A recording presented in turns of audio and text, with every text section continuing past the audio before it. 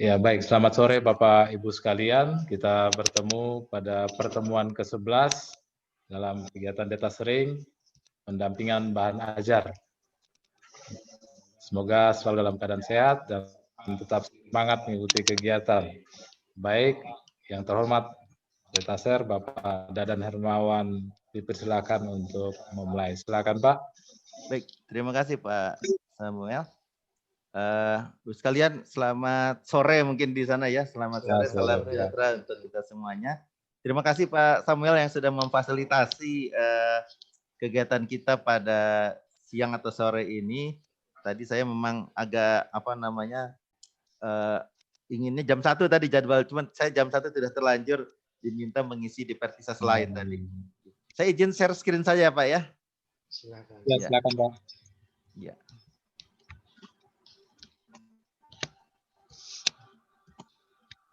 Sudah muncul ya Pak ya? Ya, bisa. Ya, bisa baik. kelihatan. Ya. Jadi sekalian tema kita sebetulnya kan memang penyusunan bahan ajar dan praktika. Tapi ternyata memang sebetulnya banyak juga jenis buku lain sebetulnya selain bahan ajar atau buku ajar atau pedoman praktikum atau praktika tadi. Jadi ada jenis-jenis buku lain yang mungkin pernah saya sharing juga. Ada buku monograf, itu yang hasil penelitian. Ada juga buku TTG ya, teknologi tepat guna. Ini yang hasil pengabdian begitu ya. Nah, sekalian hari ini saya ingin share terkait dengan bagaimana kita memahami terkait dengan teknologi tepat guna atau buku TTG. Kebetulan saya memang diminta oleh salah satu staf di jurusan kimia sebagai salah satu editor konten kemarin itu. Saya jadi editor isi untuk buku beliau. Beliau menulis buku TTG dan memang kemarin sudah publish walaupun bentuknya baru e-book gitu ya, jadi buku elektronik. Sementara buku cetaknya masih dalam proses percetakan di penerbit Unsud begitu ya.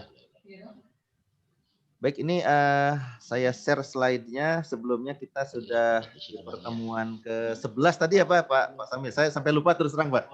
Ini saya pertemuan keberapa ini? Iya. Di sini cuma 14 Pak. Saya di Cilacap tuh sampai 21 hari saya Pak. Nah, saya tuh sampai mungkin barangkali mereka bosan juga ketemu saya terus gitu ya.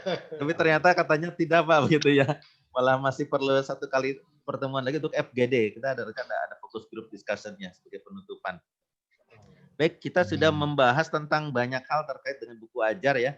Pengenalan, anatomi, sitasi, bahasa akademik, jenis-jenis buku sudah kita bahas.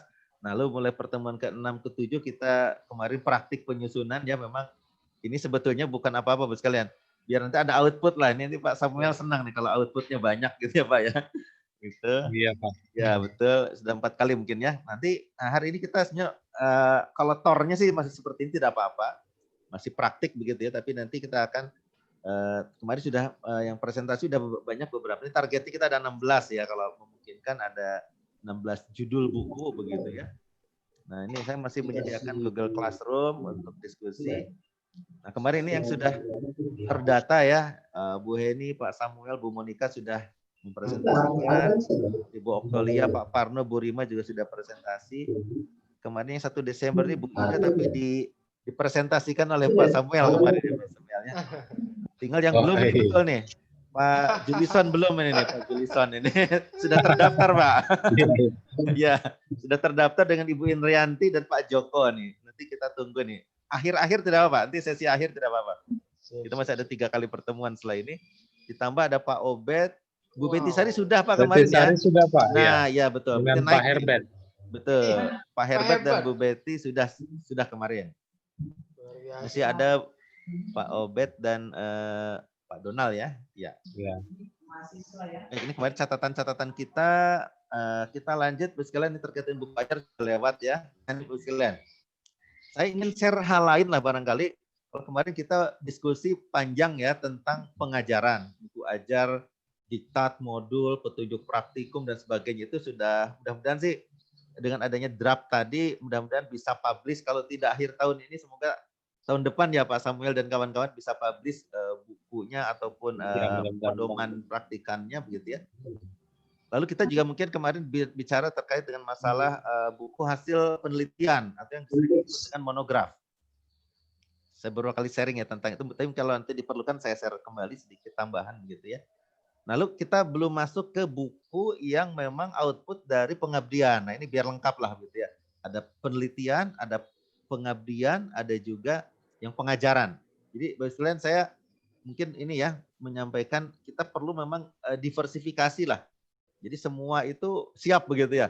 Kita bikin buku pengajaran ada, mau bikin buku terkait dengan penelitian juga ada. Nah tambah satu lagi ini buku hasil pengabdian begitu. Nah, ini landasannya Bapak sekalian terkait dengan masalah pengabdian pada masyarakat. Ini ada di pasal 20 ayat 2 Undang-Undang Nomor 20 tahun 2003 tentang Sistem Pendidikan Nasional ya. Bahwa perguruan tinggi berkewajiban menyelenggarakan tridharma perguruan tinggi. Nah, kita tahu ya ada tugas kita terkait dengan pengajaran, lalu ada penelitian dan pengabdian kepada masyarakat.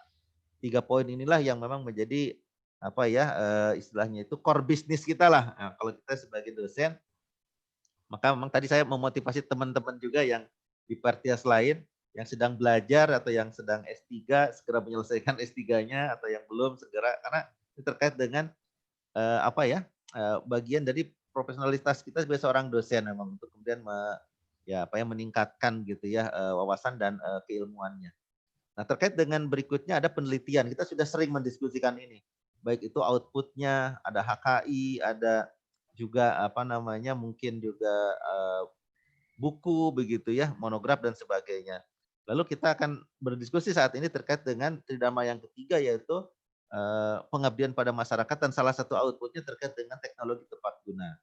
Nah, ini ada di pasal 60 huruf A Undang-Undang 14 terkait dengan tridharma perguruan tinggi.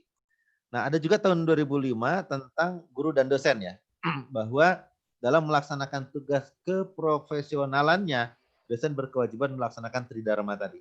Ada pengajaran, ada penelitian, ada pengabdian. Bidang A, bidang B, bidang C begitu ya. Ditambah satu bidang penunjang. Itu di pedoman angka kredit lengkap semuanya. Lalu ini yang terbaru ini ya. Ada Permendikbud nomor 3 tahun 2020 yang memuat peraturan terkait Merdeka Belajar dan Kampus Merdeka. Ini yang Pak Jilison jadi dosen penggeraknya Pak Jilison ya. Ya, selamat bergerak berarti Pak ya. Terima kasih. Iya, saya terpaksa harus baca buku ini juga Pak. Saya harus membaca bukunya Pak Nadiem ini yang kata pengantarnya Pak Nadiem dari Mendikbud karena saya dapat tugas menyampaikan data sering di mana ya di Paris Barantai yaitu di Kalimantan terkait dengan Merdeka Belajar. Tapi hanya 2 kali pertemuan, 2 apa 3 ya sehingga memang kemarin outputnya masih on progress lah gitu ya. Tapi kita harus mau tidak mau Bapak sekalian minimal tahu apa sih isinya Merdeka Belajar itu gitu ya. Nanti ada katanya nih ada simulasi 512. Nah itu kalau Pak Julisan mungkin sudah paham ada 512. Jadi mahasiswa itu merdeka belajar dalam artian dia mungkin belajar 5 semester di dalam prodinya, dalam perguruan tingginya. Ada 1 semester dia di prodi yang berbeda tetapi di perguruan tinggi yang sama dan 2 semester di prodi yang sama tapi di perguruan tinggi yang lain. Itu kayak formasi sepak bola ya Pak ya. Iya. 442 apa 512 begitu. Jadi itu formulasi saja. Artinya memang mahasiswa sekarang diberikan kebebasan untuk belajar tidak hanya di prodinya. Boleh di prodi lain di dalam PT atau di prodi lain tapi iya, maaf Pak. Iya, artinya iya yang itu bisa 2 pilihan Pak ya. Artinya betul. 1 semester di dalam dan 1 semester di luar. Karena harus minimal 84 SKS baru bisa di yang kurikulum mereka belajar ya. Iya, betul. Itu memang pilihan maksimal Pak sebetulnya. Jadi 2 semester di luar itu juga pilihan. Hak intinya. Mereka bukan kewajiban sebetulnya, tapi hak boleh mengambil maksimal 40 SKS ya Pak ya. Yang wajibnya 40 Pak ya. SKS di luar. Gitu. Di prodi yang sama tapi di PT yang berbeda begitu Pak ya. Atau juga maaf tadi, mungkin ada juga kegiatan-kegiatan lain yang memang dilaksanakan di luar perguruan tinggi. Nah itu mungkin nanti core bisnisnya Pak Julisan dan yang lain lah ini yang jadi apa dosen penggerak. Saya kebetulan memang tidak ikut mendaftar begitu ya. Kemudian Bapak sekalian ini terkait dengan Permendikbud nomor 3 tahun 2020 tentang standar nasional perguruan tinggi SNPT ya, yang memuat standar pengabdian kepada masyarakat yang berlaku di seluruh negara Republik Indonesia. Jadi ini memang menjadi peraturan kementerian begitu ya. Jadi pengabdian ini bagian dari tugas kita sebagai seorang dosen yaitu tridharma perguruan tinggi. Nah ini kalau informasi program pengabdian ya, PPM lah atau PKM sering kita singkat, yang bersumber dari kementerian banyak nih Bapak sekalian ya. Ada DRPM ini, Simlitapmas. Ini termasuk, mohon maaf memang di kampus kami pun di Unsur peminatnya agak kurang Pak. Ini tahun 2020 ini yang lolos dana DRPM untuk pengabdian tuh hanya 5 seingat saya. Yang dana DRPM begitu. Memang mungkin dananya terbatas juga tahun ini. Tapi memang tawaran-tawaran lain banyak dari DRPM ya. Kemudian ada kegiatan Merdeka Belajar Kampus Merdeka. Ini bisa dilihat di website www.dikti.go.id. Lalu ada juga program diseminasi teknologi masyarakat PDTM atau program penerapan teknologi tepat guna PTTG UKM Indonesia Bangkit, Risbang, Ristek Brin, Go.id. Nah ini kadang-kadang ini agak kurang familiar nih dibandingkan Simlitapmas ya. Kalau Simlitapmas kita sering buka web ini karena apa? Harus upload proposal gitu ya, harus upload laporan kemajuan, laporan akhir gitu dan sebagainya lah. Pengumuman-pengumuman terbaru juga tadi malam saya baca pengumuman terkait Monef ya, Monef luaran itu ada di Simlitapmas. Terus terang saya juga agak jarang membuka website ini nih. Mungkin ke depan perlu Bapak sekalian ya kita. Kenapa? Karena banyak program ternyata yang ditawarkan jarang peminat begitu ya. Termasuk yang mohon maaf di kegiatan data sharing pun karena saya lihat link di di websitenya Sumber Daya Dikti gitu sehingga saya ikut mendaftar begitu. Nah, Bapak sekalian lanjut ya. Nah, ini terkait dengan bagaimana kaitan gitu ya, antara penelitian, pendidikan dan kemudian juga pengabdian pada masyarakat. Nah, kita ada di sini sekarang nih, ya, ada bagian dari sivitas akademika sebuah perguruan tinggi dimanapun berada. Ada ya core bisnis kita penelitian, kita sudah familiar kalau tentang ini. Ini kami kemarin Pak sore itu saya mengadakan namanya tutorial karena untuk skema Unsud kemarin kita menggunakan sistem yang baru, banyak dosen yang belum terbiasa. Nah kebetulan saya di LPPM sebagai puskor penelitian dan penjaminan mutu, jadi mau tidak mau siap-siap ditanya sampai tengah malam pun saya kadang masih dapat WA Pak.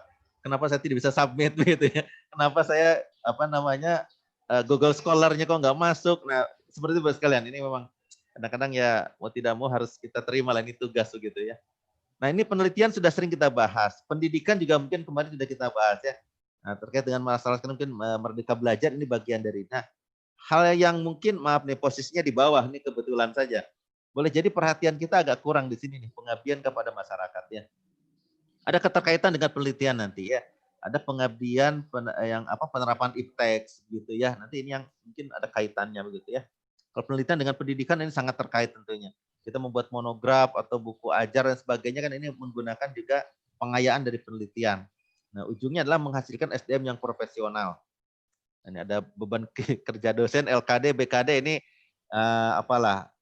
bagi saya terutama ya ini ya memang kita ikuti saja lah. Kita isi apa yang memang kita punya datanya kita isi ya. Sekarang ada tuntutan setiap dosen harus memasukkan untuk LKD atau BKD ini juga dari penelitian. Kalau dulu-dulu cukup memasukkan dari misalnya hasil seminar nasional, sekarang tidak. Harus bukti accepted atau submit proposal, baik dana DRPM maupun dana Unsud misalnya. Nah, jadi setiap dosen dipaksa Pak sekarang Pak harus membuat proposal LKD Pak ya. Betul, itu masuk sekarang untuk poin Raymond Pak itu. Kalaupun di reject tidak apa-apa, tapi dia sudah submit ada buktinya sebagai dihitung. Dia telah melakukan tidak normal perguruan tinggi bidang penelitian gitu Pak. Iya Pak. Tapi kami di Uncen belum Raymond Pak. Oh belum ya Pak. Iya. Iya. Semoga menyusul Pak secepatnya Pak ya. Benar Pak ya. Baik. Nah, ujung-ujungnya adalah SDM profesional bisa kemudian membantu memecahkan masalah masyarakat. Ujungnya kan ini masalah hilirisasi sebetulnya ya. Bagaimana mungkin terkait penelitian, pendidikan ataupun pengabdian semuanya bermuara ke sini. Membantu memecahkan masalah yang ada di masyarakat. Ini kira-kira kaitannya Pak ya. Tidak normal perguruan tinggi ini dengan apa yang harus kita lakukan dan membantu memecahkan masalah di masyarakat. Nah, barangkali mungkin pengabdian ini nanti banyak langsung di sini ya. Mungkin di sini. Nah, mungkin ini masalah kita juga nih. Kenapa penelitian kita jarang yang langsung kemudian mampu ya ada link and match gitu ya dengan masalah di industri dengan masyarakat. Ini mungkin PR kita ke depan gitu ya. Kalau pendidikan dan mungkin pengabdian ini sudah otomatis gitu. Baik, nah ini sedikit lebih mendalam terkait dengan masalah pengabdian pada masyarakat atau PKM ya. Ini adalah kegiatan ilmiah terencana. Nah, jadi memang ini jangan kemudian dianggap kalau yang ilmiah itu hanya penelitian begitu ya atau pendidikan. PKM pun sebetulnya ilmiah juga begitu ya. Terencana. Nah, ini yang mungkin memang kita agak mohon maaf lah Bapak sekalian. Kami di jurusan tuh biasanya begitu. Oh, saya belum pengabdian. Yang dipikirkan pengabdian apa? Penyuluhan, Pak. Satu SKS gitu aja. Kami datang ke misalnya ke kelurahan atau ke desa gitu ya, atau ke sekolah kadang-kadang ya sharing ilmu ya mungkin 1 jam 2 jam gitu ya, dapat tanda tangan kepala sekolah atau kepala desa. Itu pengabdian katanya, Pak. Ya, itu paradigma lama mungkin. Harusnya terencana nih, Pak. Kita sekarang ada skema namanya desa binaan. Di unsur kita di lembaga pengabdian pada masyarakat ini kita harus setiap ada skema kita tawarkan ke tiap fakultas, kita danai, Pak. Ya sekian puluh juta lah untuk mereka memiliki desa binaan. Jadi harus terencana. Sampai ada. Bagaimana, Maaf, Pak? Ada lokasi dana untuk itu, Pak? Betul, betul. Oh, gitu ya?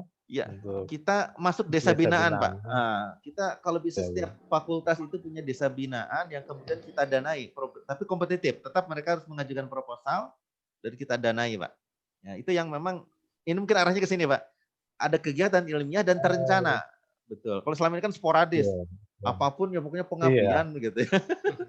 Nah, itu kurang terencana kalau menurut saya, itu kurang terencana, Pak. Itu makanya sekarang diarahkan ke sana. Setiap prodi bahkan juga ikut bergabung dalam, jadi kegiatannya kegiatan fakultas, tapi setiap prodi nanti punya peran. Kami misalnya ada kimia, apa perannya, fisika, apa perannya, matematik, perannya apa, begitu ya. Dan ini juga berkolaborasi dengan para mahasiswa tentunya, ya, himpunan mahasiswa dan sebagainya. Nanti kalau kaitan dengan Merdeka Belajar ada tuh Pak Julisan ya. Mereka kan punya kegiatan ya seperti KKN ya, atau juga proyek ya, sebetulnya proyek kemanusiaan. Kita sudah melakukan itu sebetulnya Pak ya, cuman karena belum terencana, belum terdokumentasi. Itu saja mungkin permasalahan kita. Nah, aktivitas akademika perguruan tinggi ya termasuk kita para dosen, peneliti dan juga para mahasiswa sebetulnya dalam membangun peradaban masyarakat. Ini ditandai merah ini. Memang ini arah kita ke depannya, bagaimana membangun peradaban di masyarakat agar lebih baik begitu ya. Lalu ada tambahan di sini berketerampilan sains, teknologi dan juga seni berbasis kepakaran individu dan atau kelompok. Nah, tidak lupa ini bahwa idealnya memang saya menyarankan kita mulai membangun dinamika kelompok ini. Kita berbasis research group kalau penelitian ya. Pengabdian juga harusnya sama, berbasis grup begitu ya. Jadi jangan ada yang individu begitu ya. Mungkin ada yang satu orang ini one man show istilahnya ya. Dia rajin penelitian, rajin pengabdian, tapi kok tidak mungkin ya, kurang gitu mengembangkan kelompoknya atau mungkin grupnya atau kelompok bidang kajian kalau istilahnya mungkin ya. Maka kita harus memulai ini mengembangkan kepakaran individu dan juga kelompok. Baik, ini istilahnya tema kita dalam pengabdian pada masyarakat, membangun peradaban masyarakat. Nah, ini revolusi pengabdian sekalian, tidak hanya revolusi industri gitu ya, 4.0. Ada istilahnya nih, pengabdian 1.0, eksplorasi permasalahan. Pengabdian 2.0, memanfaatkan teknologi. 3.0, aplikasi iptex ya. Pengabdian 4.0 apa nih? Penerapan iptex, produk inovasi dan pemanfaatan digital. Nah, ini kemarin ada, kalau di tempat kami ada kegiatan masalah digital marketing. Nah, sekarang kan lagi tren buat sekalian ya. Orang mahasiswa lah termasuk mungkin teman-teman kita banyak yang terjun di bidang ini, digital marketing ini gitu ya. Jadi tidak harus punya toko ya Pak ya, tidak harus punya gudang, yang gudangnya bisa di tempat lain, tokonya di tempat lain. Dia cukup punya website saja dia sudah berjualan gitu ya. Digital marketing. Ini peradaban baru ini. Ya, ada pengabdian 5.0, masyarakat pengguna inovasi digital, society 5.0 ini nanti mulai beralih ke society 5.0. Dan ini yang masalah kita sekarang ini, COVID-19 ya. Ada pengabdian new normal. Nah ini banyak ditawarkan skema-skema yang terkait dengan new normal. Ini termasuk juga penelitian sebetulnya. Adaptasi masyarakat di era baru pandemi. Kita tidak tahu ya ini sampai kapan nih pandemi ini. Setahu saya memang kalau virus itu kan memang ya tidak akan hilang mungkin begitu ya. Ya kita saja punya imunitas. Gitu ya. Imunitas harus kita kuatkan ya, dan tetap mungkin protokol kesehatan dijaga dan sebagainya. Inilah peradaban baru sekalian ya. Nah, saya terus terang saya awalnya tidak sering pakai Zoom, Mbak. Cuma karena harus mengisi data sering Zoom, saya terpaksa. Nah, betul. Jadi saya terpaksa mengikuti peradaban baru ini begitu ya. Jadi ya kita akhirnya kan terbiasa. Dulu mungkin orang aneh apa itu. Dulu paling top kita pakai Skype dulu Pak ini. Saya dulu ya sering pakai Skype itu. Google Meet juga mungkin belum lama, tapi mas sekarang orang lebih mudah pakai Zoom gitu ya. Lebih dikenal lah dan lebih mudah barangkali begitu ya. Dan yang lainnya Iya, sekalian ya, ini masih yang mungkin peradaban baru dan bagaimana masyarakat juga harus memiliki pemahaman tentang ini dan bisa mengikuti perkembangan zaman begitu ya. Tadi anak-anak juga sama Pak, saya di rumah itu anak-anak ujian sekarang pakai Google Form Pak. Zaman kita kan tidak ada yang seperti itu ya. Ujian sekolah iya, biasa saja, sekarang pakai Google Form dia Pak, pakai Google terpaksa. Form. Ya. Jadi masing-masing pegang HP atau laptop. Iya betul, saya pinjami punya saya Pak. Anak yang masih SD nggak saya kasih, tapi saya pinjami saja Ah. tadi. Baik, ini lanjut Pak ya, ini revolusi Oh, dalam silakan bidang Pak. pengabdian begitu ya. Ternyata memang ini banyak PR kita di sini nih. Bagaimana kita menghasilkan apa ya terkait dengan pengabdian begitu. Baik, adaptasi kebiasaan baru nih, less contact ekonomi nih. Nah, ini banyaklah istilah-istilah yang mungkin perlu kita mulai apa ya familiar nih ya. Jadi belanja daring ya dari kemarin ya Pak Menteri kita juga kan terkenalnya karena itu ya Gojek ya. GoFood, apalagi Pak ya, lain-lain lah begitu ya. Ada pembayaran digital, kelihatannya ke depan juga seperti ini. BI itu sudah mulai nih Pak mengeluarkan seperti ini ya. Lalu teleworking, telemedicine, teleeducation, teletraining, hiburan daring juga ada. Sekarang apa namanya ya para artis kan mau tidak mau mereka harus main di YouTube gitu ya. Kalau enggak mereka tertinggal itu, hilang Iya. mereka gitu ya. Ada dan sebagainya lah ya teknologi 5G. Nah ini terkait dengan memang yang bagaimana kita bisa beradaptasi dengan kebiasaan baru ini gitu ya. Mendorong untuk melakukan minim tatap muka, ada e-commerce dan sebagainya. Pendidikan berbasis digital. Ini mungkin tantangan kita ke depan Bos sekalian. Nah, ini pemanfaatan penelitian dan pengabdian kepada masyarakat dalam hal transformasi ekonomi ya. Ada teknologi tepat guna ini yang mungkin nanti mau kita bahas. Ada teknologi tepat guna. Kira-kira ciri-cirinya dan karakternya seperti apa nanti ya. Ada added value ini, peningkatan nilai tambah begitu ya. Kita kalau menjual ini buat sekalian ya, minyak di Purwokerto ada namanya perusahaan Indeso. Dia perusahaan minyak atsiri. Itu selalu Pak kekurangan stok untuk ekspor. Berapapun dia jual ekspor itu selalu ini apa minyak atsiri itu pasti diterima katanya. Nah, makanya sebenarnya memang harus mulai berpikir industri ini ada nilai tambah, added value. Maka mereka mulai. Mereka sekarang punya R&D ya, research and development. Jadi mengubah dari yang asalnya hanya raw material diubah menjadi produk yang lebih bernilai secara ekonomis gitu. Memang perlu research and development di sini. Ada sistem import dan sebagainya ya. Produk SD berbasis inovasi dan penguasaan new frontier teknologi. Ini yang mungkin perkembangan pemanfaatan ya, penelitian juga pengabdian dalam hal transformasi ekonomi. Berikutnya ini Bu sekalian ya, kalau ini maaf ini terkait dengan klasterisasi ya. Mau tidak mau kita harus terlibat juga. Kami di LPPM ini setiap tahun ini mengisi ini nih kinerja baik penelitian maupun kinerja pengabdian. Nah, ini bagian dari penilaian klasterisasi sekarang. Kalau penelitian masuknya di klasterisasi untuk output ya. Kalau kinerja pengabdian dimasuknya di outcome ini. Ada verifikasi data, ada validasi data, ada skor kinerja. Nanti klasternya ada unggul, ada sangat bagus, memuaskan, ada kurang memuaskan. Untuk yang klaster dari sisi pengabdian ya. Nanti ada di sini sumber daya, manajemen, dan RGU. Semuanya ada nih, termasuk penelitian. Jadi maaf, nih memang Pak Presiden menyampaikan harus ada hilirisasi riset, komersialisasi ini termasuk yang dinilai. Perguruan tinggi punya ini enggak hal-hal yang memang menjadi ini revenue generating unit ya. Ada nilai. Termasuk kemarin salah satu nilai misalnya termasuk indikator kinerja utama untuk kampus ya mahasiswa itu contoh mahasiswa ikut kegiatan mahasiswa wirausaha. Kira-kira apa ininya apa istilahnya itu ya? Indikatornya apa? Nah, contohnya adalah mahasiswa sudah punya penghasilan ketika produknya dibeli oleh masyarakat. Maka bill-nya atau apa istilahnya itu? Resitnya itu disimpan katanya. Itu untuk laporan begitu. Ah, betul Pak itu. Itu contoh yang sederhana seperti itu begitu ya. Jadi saya lanjut. Gimana Pak? Iya, bisa. Ya, betul. Lanjut ya Pak ya. Oke. Nah, ini yang saya ceritakan tadi. Kalau indikator untuk kinerja pengabdian 25% dari 30% outcome. 1/4 dari 30% begitu ya. Ini outcome untuk kinerja pengabdian. Selain apa? Paten per dosen, citasi per dosen, lulusan dan kinerja inovasi. Ini jangan lupa juga ini dalam apa namanya Simanis apa ya? Ada namanya. Simanis Jembatan Ancol. Simanis ya Pak ya. Terus terang Pak, tahun ini terus terang kami sendiri agak kerepotan mengisi ini Pak. Ini harus ya apa ya, harus ada orang sendiri operator yang harus kita tunjuk ini mengisi ini. Ada output juga kinerja penelitian, mahasiswa. Nah, termasuk Merdeka Belajar di sini nih di proses. Jadi Prodi melaksanakan program Merdeka Belajar 2%, mahasiswa mengikuti program Merdeka Belajar ini 2%. Jadi totalnya 4% dari 25% untuk program Merdeka Belajar. Baik, lanjut. Nah, ini luaran wajib biasanya kalau untuk pengabdian, Pak. Ini kegiatan pengabdian ya. Ada jurnal pengabdian ber-ISSN, ada publikasi media massa, cetak, online, repositori, video diunggah di YouTube misalnya, peningkatan daya saing, nilai tambah tadi ya, nilai ipteks, mekanisasi, IT dan sebagainya, serta perbaikan tata nilai masyarakat ya. Ini terkait dengan luaran wajib. Ada juga yang Pak, terkait, maaf. Ya.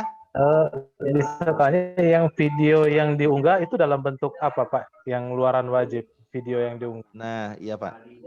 Jadi ini mungkin nanti perlu dibaca lagi di pedoman pengabdian Pak ya, yang terbaru. Saya pikir belum berubah ya sebetulnya.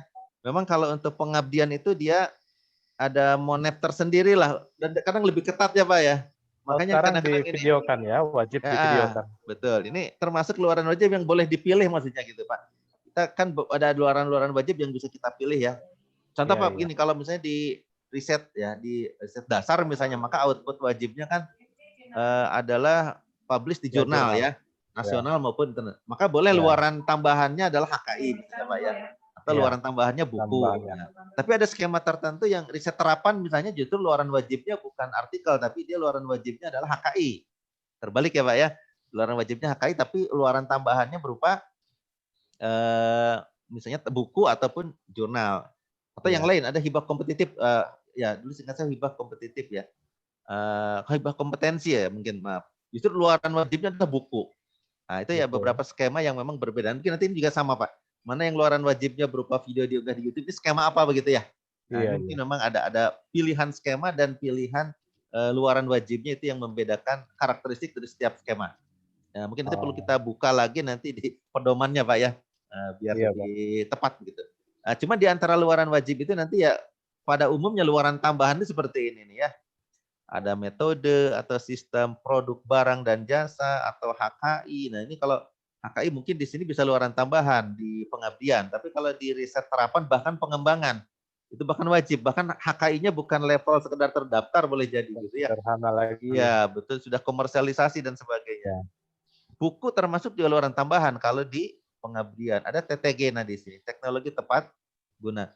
Nah, publikasi ini termasuk luaran tambahan untuk pengabdian. Tidak ada kewajiban misalnya. Tapi kalau ada yang ingin dan memasukkannya luaran tambahannya publikasi, dipersilahkan. Walaupun untuk pengabdian, maaf Pak, untuk pengabdian itu harus internasional ya, pengabdian? Tidak Pak, ini luaran tambahan Pak. Boleh Pak, boleh saja. Nasional juga boleh. Tapi kalau luaran wajibnya kan tadi ini, jurnal pengabdian ber-ISSN. Ini kan wajib. Tapi kalau ini luaran tambahan. Ada Pak, teman saya begini. Dia ikut, saya sebelum jadi anggota teman, untuk skema penerapan ipteks ingat saya. Itu ada risetnya atau ada penerapan iptek, maka kemarin juga kita submit ke proceeding terindeks Scopus, ternyata bisa Pak, gitu ya. Nah mungkin seperti itu, publikasi tertentu tidak harus jurnal Pak, boleh proceeding terindeks Scopus atau yang tidak terindeks pun boleh-boleh saja Pak. Jadi yang penting dia ada publikasi. Itu kadang-kadang diminta Pak, memang jadi teman saya di Puskor Pengabdian itu betul mereka merasakan ini kurang output dari pengabdian yang terkait dengan publikasi. Akhirnya apa? Solusinya kemarin kita membuat seminar nasional, Pak, dan semua yang para pengabdi itu wajib masuk ke proceeding. Gitu. Diwajibkan, Pak, karena untuk mengisi tadi kinerja pengabdian, ada di situ memang mengikuti seminar dan sebagainya, Pak ya. Proceeding. Jadi minimal ada yang kita isi lah, Pak. Ya sih kita ada sekitar 100-an Pak kemarin pengabdi ikut seminar nasional. Memang saya ketua panitianya kemarin seminar nasional LPPM.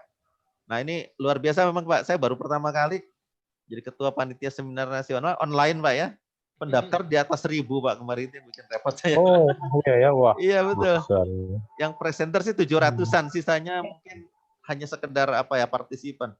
Tapi kan repot juga Pak. Itu 1-2 hari itu ya. Iya Pak. Kita terpaksa buat 2 hari memang. Dan kita pakai Zoom. Pakai Zoom tidak cukup 1000 Pak. Kita buat 2 Zoom kemarin. Jadi Zoom utama 1000, Zoom sisanya yang 500 khusus pengabdian kemarin kita buat begitu.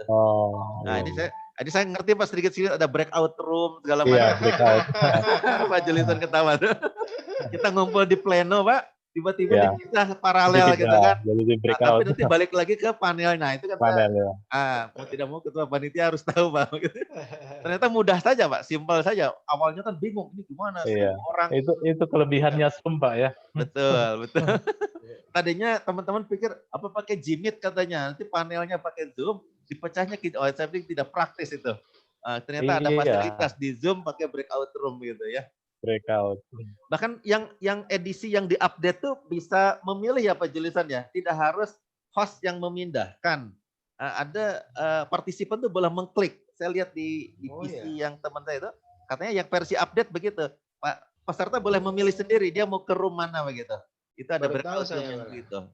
Saya kurang tahu ini kemarin tim IT kami yang membuat seperti itu begitu. Mungkin benar, Mbak, karena itu ada 1000 peserta, dibagi separuh 500 kasihan itu ininya klik 500 kali. Iya. Hostnya apa? Pegel Pak hostnya nanti. Iya, kasihan. Iya. Satu orang 1 detik, berarti 500 detik gitu untuk cuma klik. Betul, Pak. Bisa masuk otomatis cuma. Bisa kita buat otomatis bisa, Pak. Betul. Cuma kita harus memberi nomor itu. Mereka harus masuk dengan nomor, Pak. Dia masuk sesi paralel ruang mana? Itu kan harus tahu. Kalau tidak dikasih nomor bingung nanti hostnya, Pak. Bisa salah ruangan nanti, salah kamar gitu ya.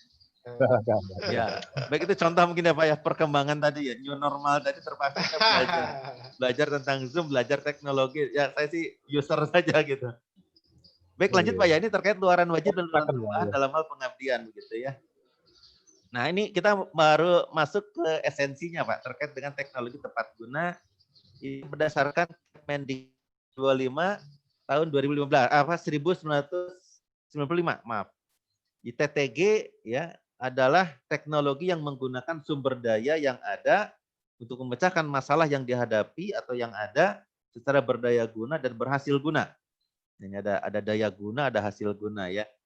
Efektif dan efisien mungkin begitu ya. Atau untuk pelaksanaan tugas sehari-hari menjadi lebih mudah, lebih murah dan sederhana. Jadi ujungnya ini sebetulnya inovasi yang kita buat ini ya bagaimana agar tugas mungkin pelaksanaan ya masyarakat itu kegiatannya bisa lebih mudah, lebih murah dan juga lebih sederhana begitu. Ini definisi TTG menurut Kemendikbud tahun 95. Lalu apa urgensinya ya? Jadi teknologi tepat guna mungkin dulu biasanya menggunakan modul saja nih Pak ya. Jadi modul merupakan media antara penulis dengan khalayak sasaran atau pembaca. Sama seperti buku ajar atau bahan ajar kan ada juga modul bahan ajar, tapi kita naikkan bukan sekedar modul tapi menjadi buku ajar kan. Berbeda ya, ada ISBN-nya, lalu ada disebarkan dan sebagainya ya. Tujuan dari modulnya apa? Menyampaikan metode atau cara terkait dengan TTG atau teori tepat guna kepada pembaca umum dengan bahasa yang mudah dimengerti. Makanya memang kita membuat TTG beda dengan membuat buku ajar, Pak. Buku ajar untuk mahasiswa ya, kita masih pakai bahasa akademik. Tapi kalau TTG ini untuk pembaca umum.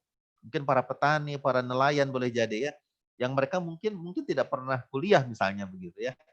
Nah, bagaimana bahasanya mudah dimengerti ya. Lalu bentuk diseminasi ilmu atau terapan atau aplikasi dari ilmu kita begitu. Nah, ini kan juga sama ya. Kita ikut seminar tadi itu kan bagian dari diseminasi ilmu kita. Maka TTG juga bagian dari diseminasi ilmu terapan atau aplikasi. Berikutnya adalah bentuk tulisan ilmiahnya populer. Jadi bukan textbook ya, bukan monograf atau buku ajar, tapi dia lebih ke tulisan ilmiah populer gitu ya.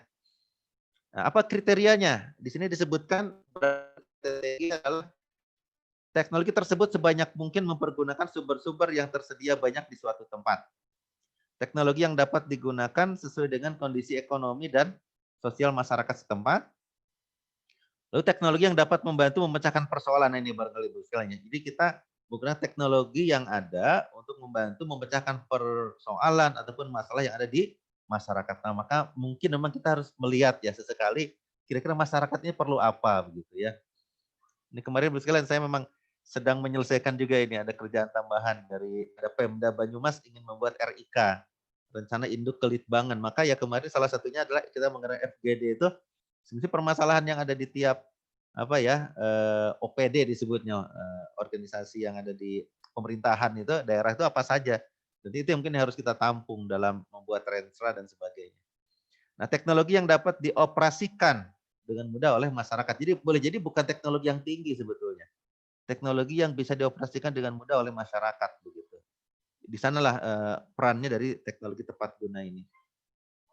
Apa itu ciri-cirinya? Tadi urgensinya, lalu tadi kita bahas juga terkait dengan kriteria lah. Ini ciri-cirinya.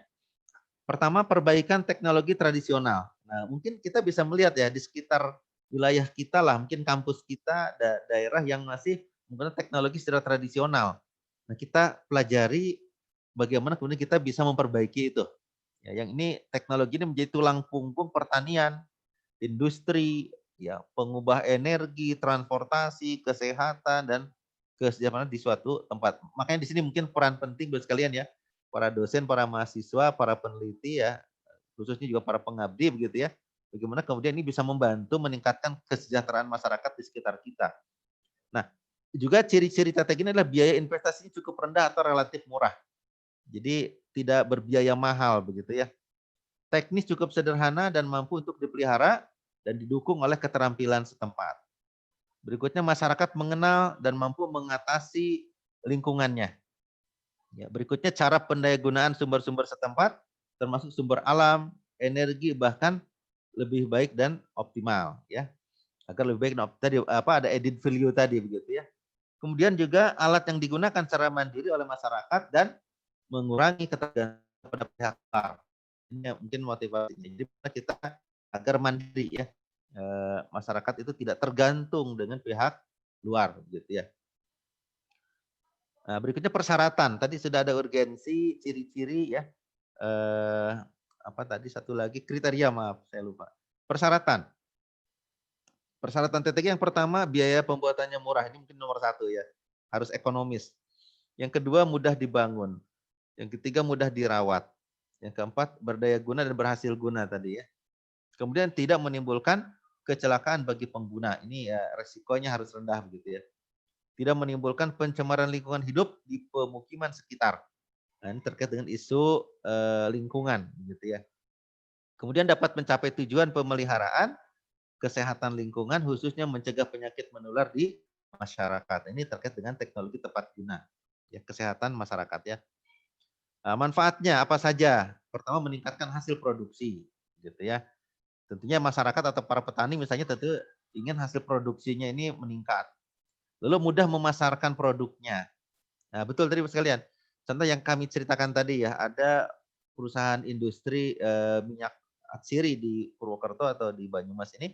Nah, banyak waktu itu saya didatangi Bapak sekalian oleh petani nilam dari Pemda setempat gitu ya.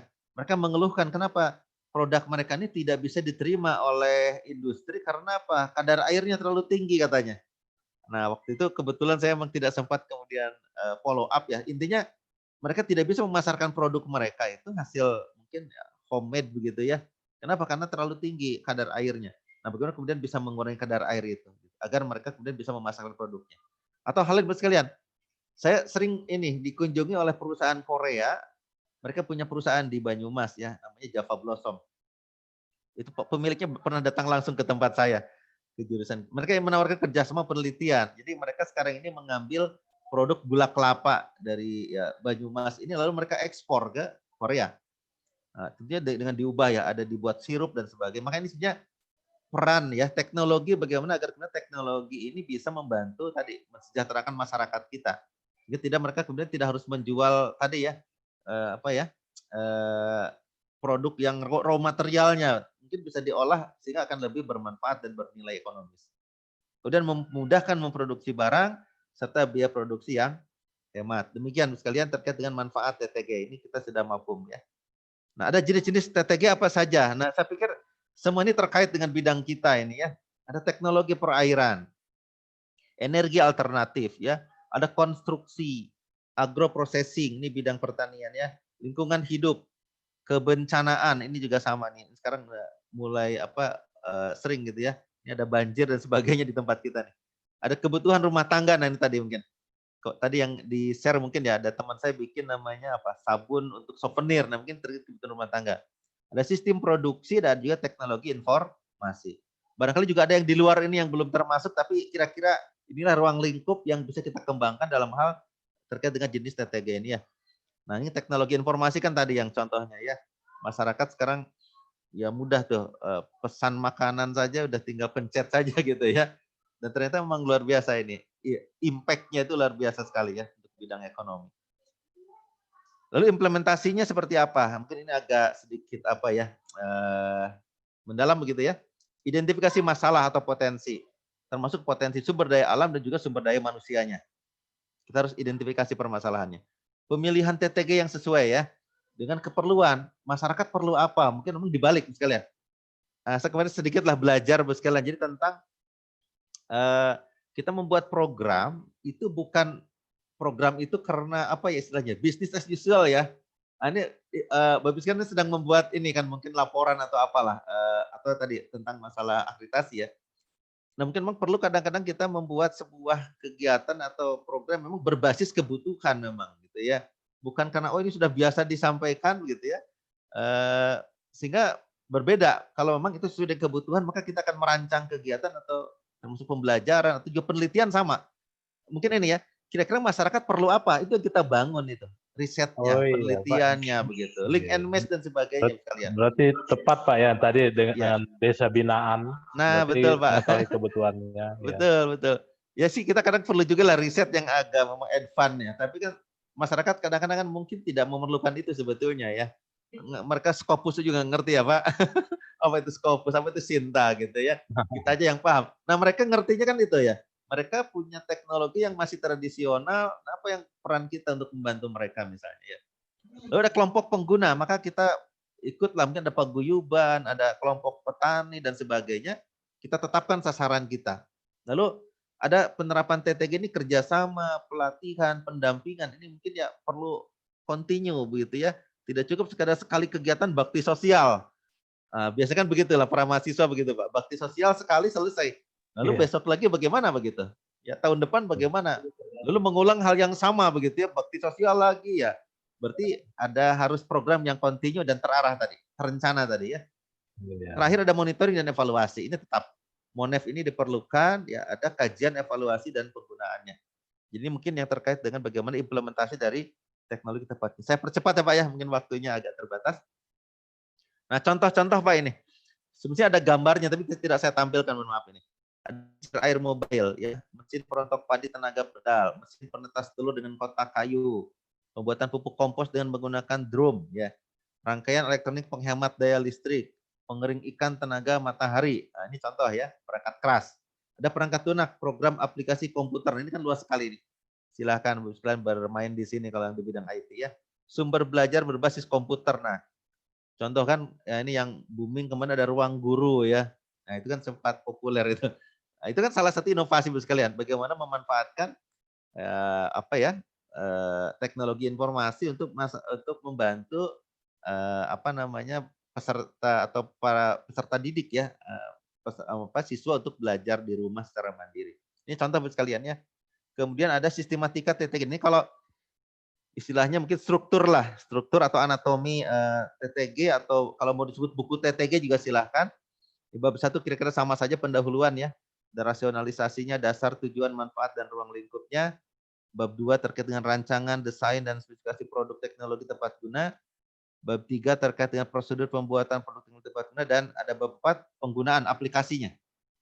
Ya, kalau pertama pendahuluan, rancangan, prosedur, kemudian aplikasi dari teknologi tepat guna yang dikembangkan. Ada buktinya juga, peningkatan hasil belajar, ada foto, penggunaan, dan sebagainya. Terakhir kesimpulan dan saran. Nah, referensi tetap diperlukan ya. Ada pustaka yang diacu. Lalu ada juga lampiran-lampiran, ada gambar rancangan, dokumentasi, gitu ya. Saat proses pembuatan, penggunaan, termasuk nanti ada lampiran biodata inventornya atau penemunya, gitu ya, dan hal lain yang mendukung. Ini kira-kira sistematika untuk buku TTG ya.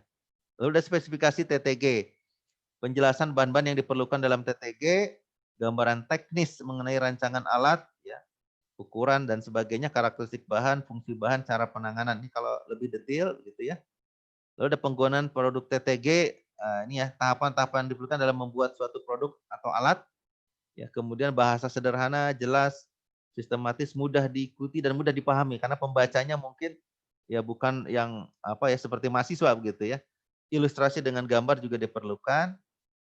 Nah, terakhir kesimpulannya teknologi guna merupakan hasil di kegiatan pengabdian kepada masyarakat yang sangat penting dalam memecahkan permasalahan bagi masyarakat.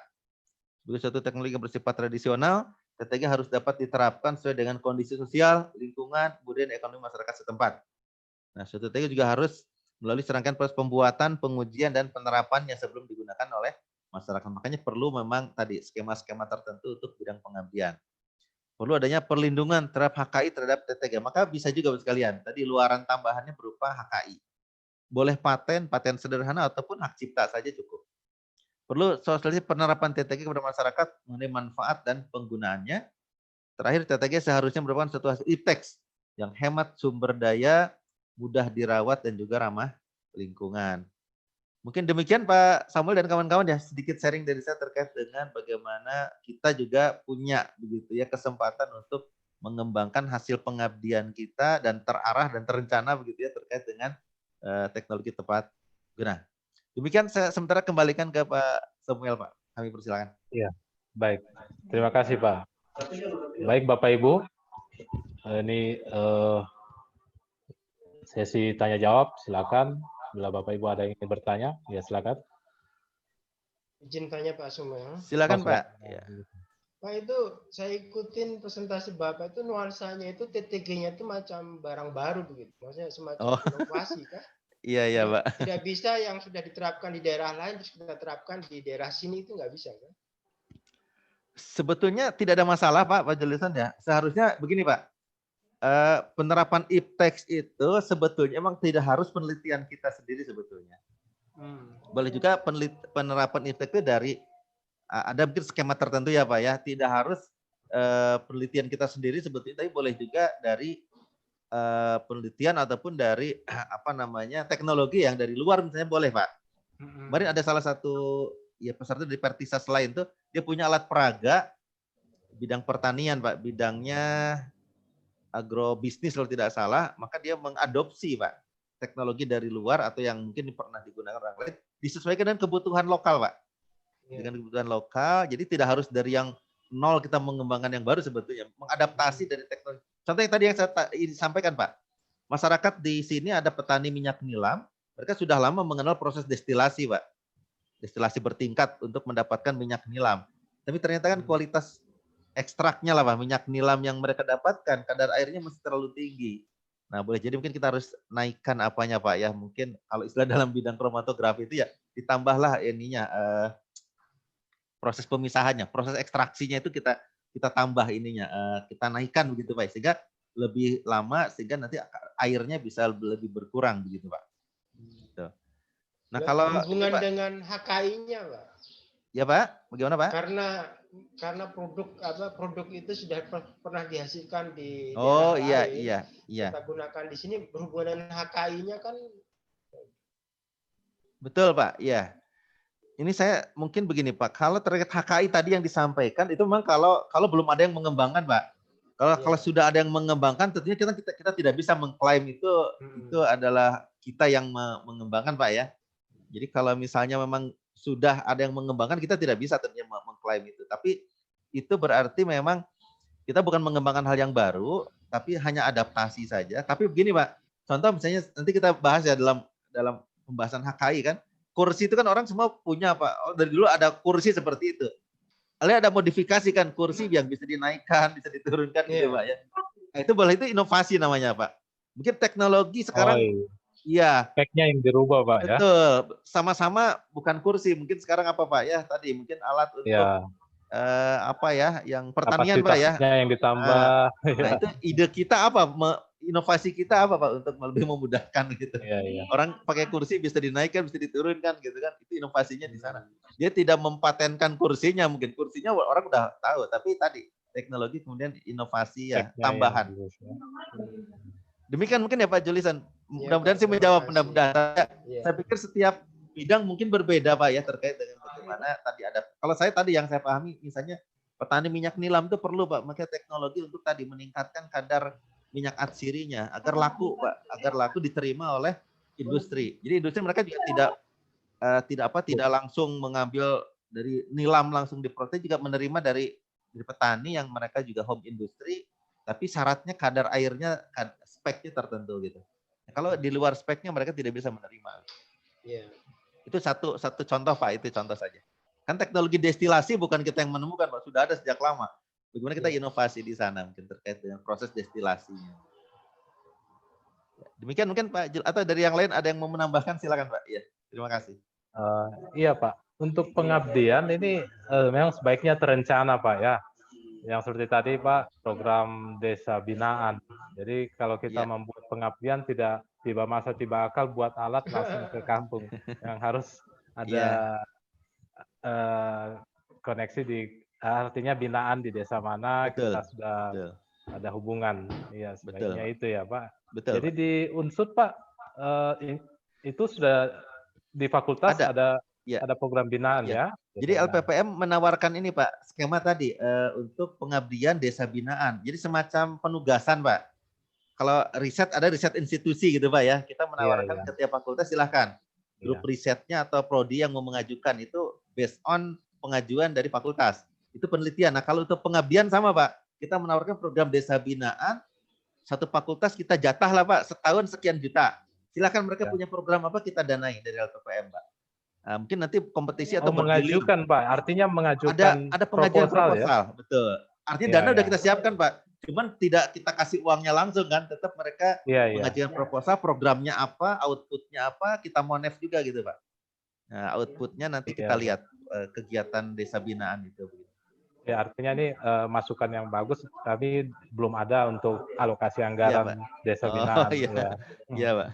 Kayak tidak besar Pak, cukup singkat saya kemarin 25 juta lah per fakultas itu cukup Pak itu. Sementara lah gitu Pak ya. Iya. Saya kira 25 miliar.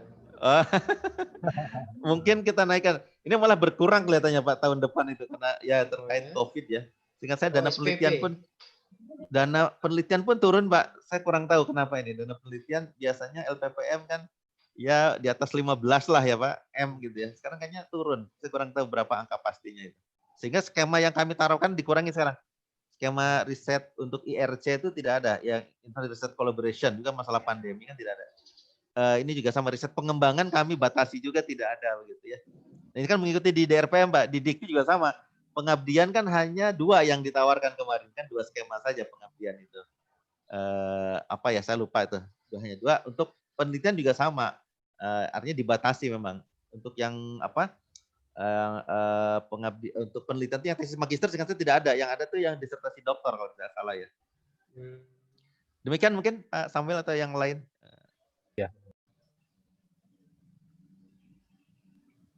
Iya baik, dari Bapak Ibu sekalian masih ada yang bertanya? Menurut saya itu kata kuncinya desa binaan itu. Pak Betul Pak, iya. Jadi semua harus masuk. Itu. Betul. Semua apa Pak? Semua bidang itu bisa masuk nanti kan.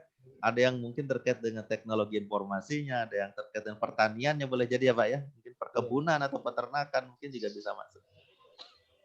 Kalau kita tidak punya desa binaan, kita nggak bisa merencanakan apa-apa ya itu tadi. Iya Pak. Masa tiba akal. Keperluannya apa ya Pak ya di desa tersebut?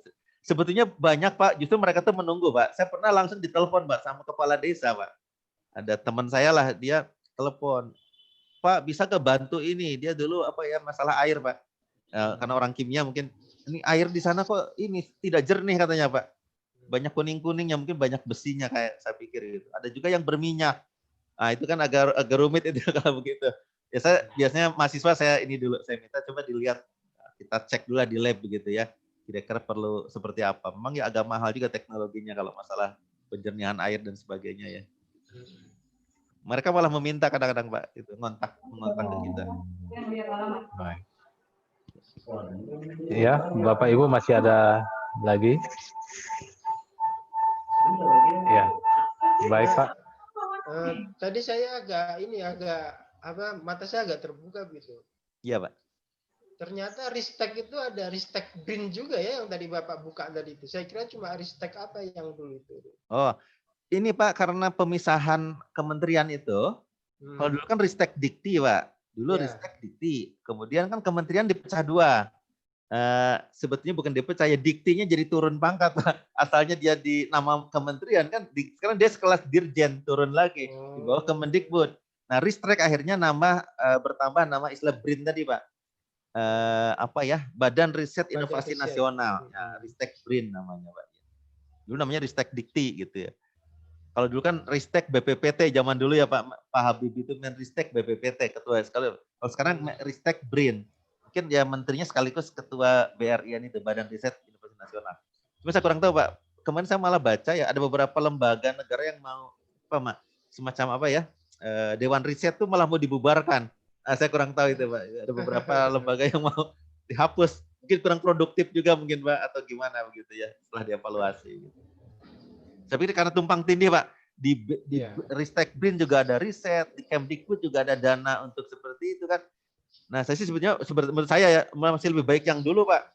Kenapa? Efek sampingnya tadi tuh tahun ini dana riset saya ditunda Pak, ditunda tahun depan. Saya pikir itu nggak akan terjadi kalau Ristek masih bergabung dengan Dikti, saya pikir gitu. Tapi kan efeknya sekarang saya mohon maaf ya Pak, cerita saja. Padahal sebenarnya di akhir itu kok malah banyak ini tawaran-tawaran kegiatan dari Dikbud termasuk Ristek Pak. Saya pikir kenapa ya? Mungkin serapannya kurang malah sekarang. Iya. Boleh jadi gitu ya serapannya. Padahal di awal beberapa skema penelitian malah itu Pak ditunda pendanaannya gitu ya. Nah itu curhat saja Pak. Demikian Pak. Pak izin tanya agak di luar topik kita Pak. Silakan Pak. Ini kan dari dulu itu udah lama mungkin ya 10 tahun kan Universitas Riset ya, Indonesia betul. Menuju Universitas Riset. Riset University ya. Ya, tapi menurut saya kok nggak pas. Kita kan memang tridharma ya. Di situ ada pengajaran, terus penelitian sama pengabdian. Ya. Terus kita dipaksa begitu. Ya. Yang lucunya yang LIPI, yang notabene memang fokusnya ke riset itu nggak pernah tuh diutak-atik itu. Iya. Aneh sekali. Bagaimana menurut Pak Dadan? Ya. Begini Pak. Saya kan kemarin saya presentasi terkait dengan PUI Pak. Jadi saya ya mau tidak mau nih, karena Unsud salah satu indikator kinerja kemarin harus punya PUI Pak, namanya Pusat Unggulan Iptek. Nah ketika saya presentasi terpaksa saya baca-baca apa itu PUI kan. Nah saya menemukan literatur begini Pak. Arahannya ke depan memang kita harus memiliki namanya Science and Technology Campus, disingkat STC Pak. Silakan Pak Julison saja ya masalah PUI, Pusat Unggulan Iptek. Dibaca aja di dalamnya ada literatur tentang itu. Science and Technology Campus. Nah, pendirian PUI itu untuk mengkatalisis itu, Pak. Nanti kampus itu harus menjadi itu, Science and Technology Campus. Istilah riset university itu kan sudah lama, Pak. Di beberapa perguruan tinggi di luar juga, ya, karena saya agak lama di Malaysia, juga banyak dosen tidak siap, Pak. Dosen setempat ya. Akhirnya mereka bagi yang memang ingin full riset, mereka istilahnya, apa kalau kita BKD, Pak ya, LKD-nya full riset saja. Ada yang 100% riset, mereka berani, mereka nggak ngajar. Sesekali aja mungkin praktikum atau apa. Jadi mereka nggak dikasih tugas mengajar, riset saja. Core indikator yang dinilai itu hanya riset paper dan sebagainya. Tapi ada juga memang mereka yang memilih bukan core ke riset tapi ke pengajaran. Ada yang 100% mengajar, tidak ada dia harus riset, tidak wajib begitu. Bagi dia kayak kita luaran tambahan aja kalau dia riset begitu ya. Tapi ada yang kemudian 70-30. 70 riset, 30 dia mengajar atau dibalik. 70 mengajar, 30 riset. Sebetulnya Pak yang paling tepat ya sesuai dengan kebutuhan saja Pak. Karena tidak mungkin juga semua riset, tidak mungkin juga semua mengajar barangkali ya. Maksudnya ada, kalau di Tridharma itu sebenarnya kan memang juga nanti ada orang yang memang penilaiannya berbeda Pak ya. 40, 40, 20 bisa begitu ya. 40 mengajar, 40 riset, 20 pengabdian. Jadi sebenarnya bagi saya, nanti ada orang yang biasa riset, ya silakan aja dikembangkan. Tapi jangan lupa mengajar juga kan. Ada yang biasa mengajar, bikin pengabdian sebagainya, tapi mungkin risetnya kurang. Ya bagi saya tidak masalah. Yeah. Itu kan ini kan passion dia di sana begitu kan. Tinggal nanti diberikan reward tuh yang memang ngajarnya banyak dan menghasilkan buku banyak gitu ya. Kita kasih reward dan sebagainya.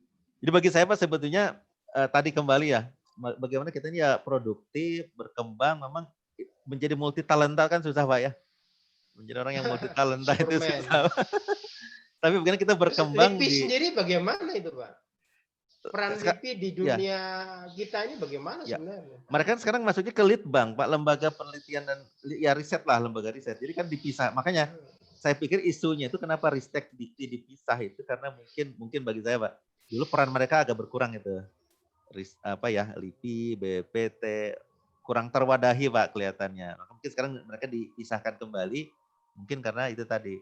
Ya seharusnya mereka sekarang fokus mungkin Pak, kemarin kan saya lihat ya ada patent granted ya yang diberikan per Oktober 2020 oleh DJKI. Memang salah satu yang rajin Pak bikin paten tuh LIPI salah satunya. Dia top 10 lah untuk di Indonesia dan juga dengan ini ya asing juga dia ada 2 dari Batan yang Oktober 2020 itu. Batan 2, ya, LIPI 1. Mereka di-push ke sana Pak.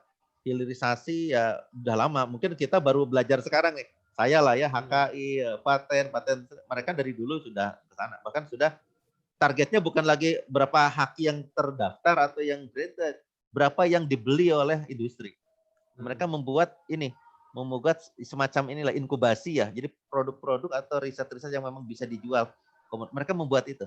Saya pernah Pak waktu itu saya presentasi di Malaysia Pak. Jadi saya punya produk. Pertanyaan satu yang saya tidak bisa jawab Pak. Saya presentasi lama ditanya. Kalau produk ini dibuat, artinya mereka beli patennya lah gitu Pak ya gampangnya gitu. Laku nggak di pasaran? Nah, saya kan nggak bisa jawab itu pertanyaan itu Pak. Itu kan bukan pekerjaan saya seharusnya begitu. Nah orang LIPI itu membuat itu. Ada tim di mereka yang riset pasar.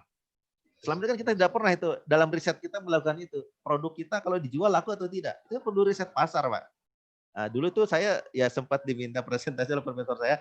Seperti itu nggak bisa saya jawab. Kalau ini dibuat atau dipasarkan laku, ya kan berarti harus riset pasar dulu Pak. Ada market yang harus kita mana ini sasarannya. Nah itu mungkin yang di LIPI sekarang udah mulai ke sana Pak, memang seharusnya.